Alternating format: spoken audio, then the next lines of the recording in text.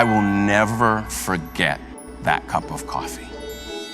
I was sitting in that airport on Christmas Eve, not in the best place, and this woman said to me, "What's your name?"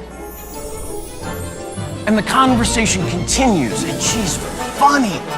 She's laughing, and I'm laughing, and she says to me, I start walking away, and I stop, and I look back at this woman, and I think to myself, she would have had no way of knowing this. I had to go back.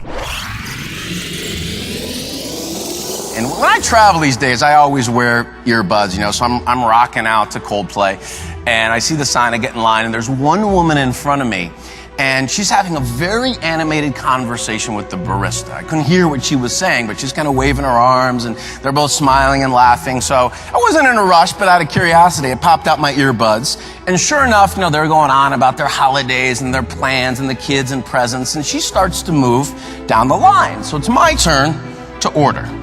And I was greeted with this very warm and sincere welcome. This woman said to me, "Hi, my name's Lily. What's your name?"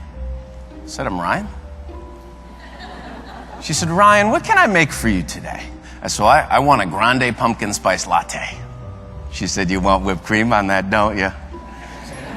I said, yeah, I want the whipped cream. She said, "I'll tell you what I'm going to do." She said, "I'm going to make it extra hot, load it up with whipped cream, sprinkle a little nutmeg on top. That's how I like it. You're going to love it." I said, "Sounds great." She said, "Where are you going?" I said, "Cleveland." She said, "Are you going back to Cleveland to spend the holiday with your family?"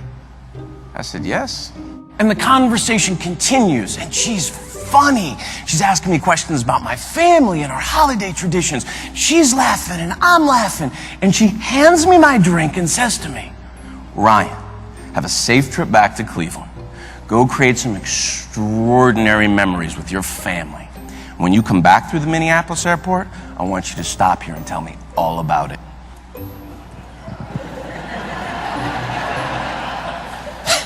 So I get my drink, I start walking away, and I stop and I look back at this woman, and I think to myself, it's Christmas Eve. Most people would rather be anywhere else in the world than serving coffee in an airport. Not her. It was like she was meant to be there. And I couldn't help myself. I had to go back. So I did. I walked back and I said, "Excuse me, Lily." And she jumps around. "Ryan, is everything okay with the latte?" I said, "No." I said, "The latte is perfect. I just had to come back and ask you, what is your secret to making such meaningful connections over serving coffee?" Well, she corrected me. She said, "Ryan, I'm not serving coffee." I said, "Okay, what are you doing?" And what she told me was, "I'm pouring happiness into people's lives." I said, "You're pouring what?" She wants to be happy in her life. She wants to be around happy people. So she chooses, even on Christmas Eve, to smile, to have fun, to help people, to just be happy. It's interesting, when I met Lily, and she would have had no way of knowing this, but I was pretty heavy in the heart and had a lot on my mind. My parents, both retired school teachers, married 45 years. About 3 months before that holiday, I got a call from Mom. We got some really tough medical news about Dad. And it was a terminal diagnosis, and we knew we probably weren't going to have a lot of time.